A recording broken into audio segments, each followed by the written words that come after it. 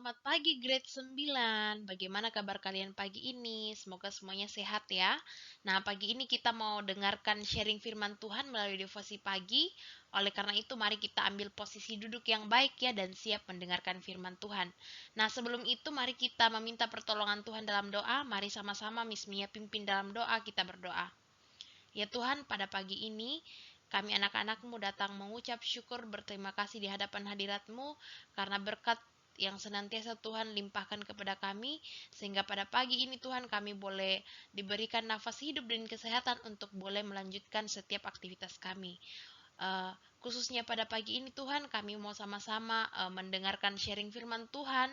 Biarlah sharing firman Tuhan yang boleh dibawakan pagi ini Tuhan boleh mengambil tempat di dalam hati dan pikiran kami, sehingga kami Tuhan bisa bertumbuh menjadi anak-anak yang semakin takut akan Engkau. Ya Tuhan, devosi pagi kami dari awal pertengahan hingga berakhirnya kami serahkan ke dalam tangan-Mu. Di dalam nama Tuhan Yesus kami berdoa, amin. Nah, anak-anak sekalian, devosi pagi kita pada pagi ini terambil dari kitab Mazmur pasalnya yang ke-22, di mana Lembaga Alkitab Indonesia memberi judul, Ya Allahku, mengapa kau tinggalkan aku? Nah, kalian silakan ya, boleh ambil Alkitab cetaknya ataupun elektronik, dan kita sama-sama baca ya.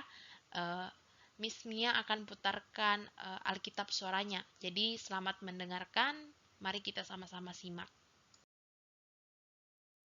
Mazmur 22 ayat 1 sampai 32.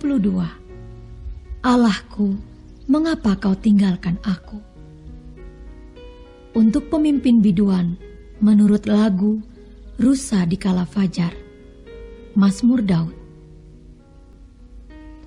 Allahku, Allahku, mengapa engkau meninggalkan aku?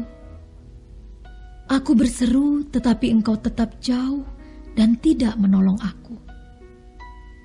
Allahku, aku berseru-seru pada waktu siang, tetapi engkau tidak menjawab.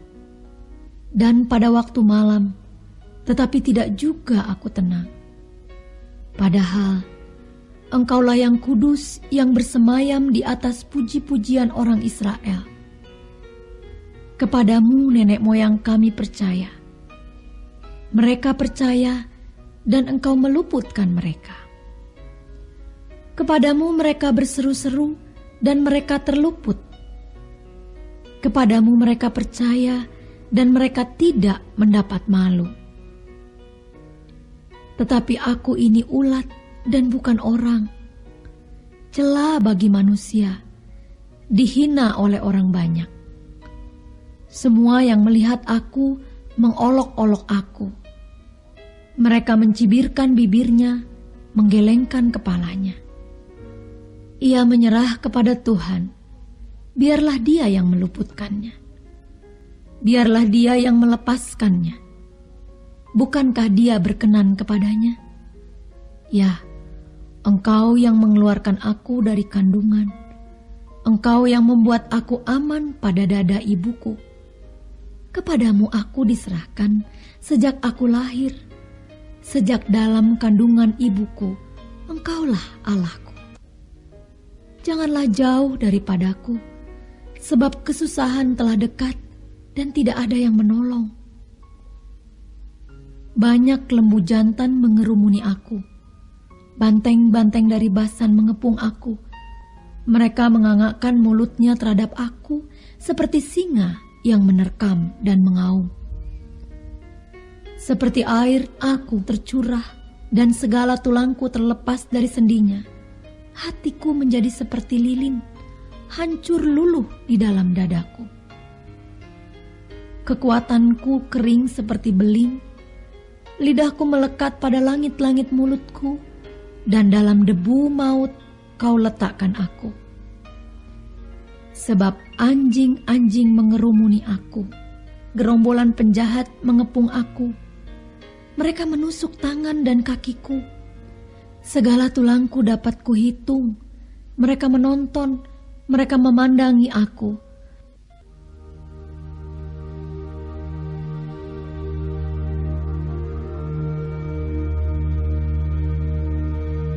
Mereka membagi-bagi pakaianku di antara mereka dan mereka membuang undi atas jubahku.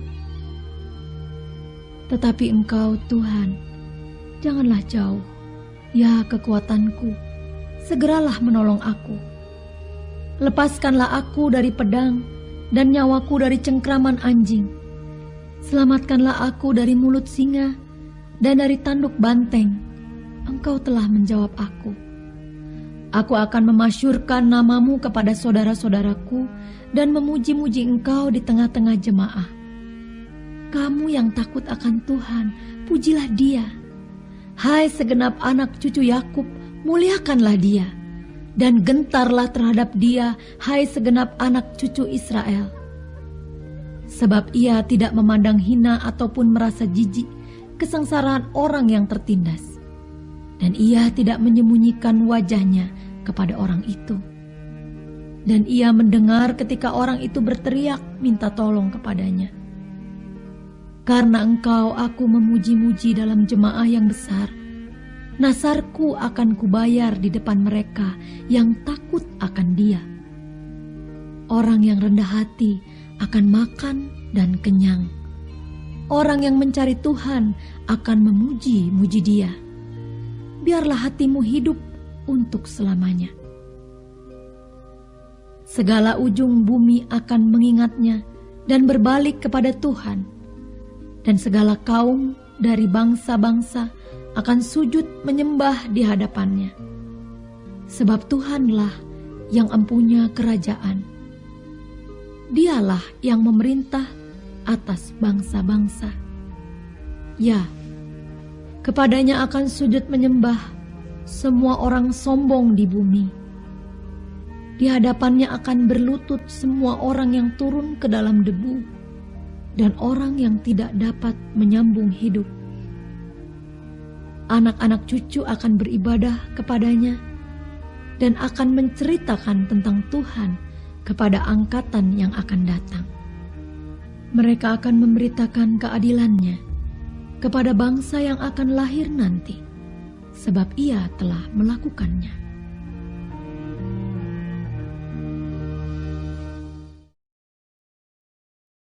Nah, jadi ayat emas kita dari kitab Mazmur pasalnya yang ke-22 tadi itu lebih banyak mengenai pasalnya yang ke-22 ayatnya yang ke-1 ini ya, yaitu my God, why have you forsaken me? Gitu ya. Jadi Allahku, Allahku, mengapa engkau meninggalkan aku? Nah, ini kita perlu telusuri ya, kenapa sampai uh, Daud bermazmur seperti ini. Nah, perlu kita ketahui bersama bahwa ketika Daud menulis Mazmur ini, ia dalam posisi sedang dikejar-kejar oleh Saul untuk dibunuh. Nah, kondisi Daud saat itu sangat terjepit karena sepertinya hampir tidak ada lagi celah baginya untuk mempertahankan dan menyelamatkan dirinya dari kejaran Saul ataupun dari kejaran musuh-musuh dari Daud ini. Dia bahkan diejek dan oleh orang-orang sekitarnya dan dicemooh karena imannya kepada Allah. Jadi dia sedang dalam keadaan yang sangat terjepit ini ya, dalam kondisi terburuknya. Dia sangat terpuruk begitu. Tetapi apa yang dilakukan Daud? Daud terus kembali ya. Dia tidak justru menyalahkan Tuhan, tapi dia kembali kepada uh, dirinya yang setia kepada Allah begitu, kepada realitasnya yang setia kepada Allah. Daud segera berdoa dengan sungguh-sungguh kepada Allah sebelum melakukan apapun juga. Jadi bagi Daud tidak ada satupun hal penting yang dapat membuatnya harus menunda atau melewatkan kesempatan untuk berdoa kepada Tuhan itu. Bahkan dia mengingat kembali ya uh, di tengah kondisi dia yang lagi terhimpit, terjepit gitu, dia justru mengingat pertolongan Tuhan, penyertaan Tuhan yang dia rasakan bahkan dari sejak hari kelahirannya. Jadi dia betul-betul mengingat penyertaan Tuhan dari saat dia dilahirkan dari rahim ibunya gitu, sampai pada saat dia dikejar-kejar musuhnya. Jadi dia tidak bersungut-sungut, tapi justru mengingat kembali penyertaan Tuhan yang selalu ia rasakan seperti itu. Nah, di sini banyak dikatakan oleh Daud ya, bahwa Allahku, Allahku, mengapa engkau meninggalkan aku? Nah, ketika kita mendengar kata-kata ini, melihat kalimat ini, kita juga teringat kembali ya kepada um, kata-kata Yesus ketika disalibkan di kayu salib ya tentunya untuk menebus dosa kita. Di situ juga Yesus berteriak, "Allahku, Allahku, mengapa engkau meninggalkan aku?" Sehingga cerita ini itu berhubungannya dengan ceritanya Yesus ketika disalibkan untuk menebus dosa kita, di mana Allah Bapa meninggalkan dia begitu demi kita.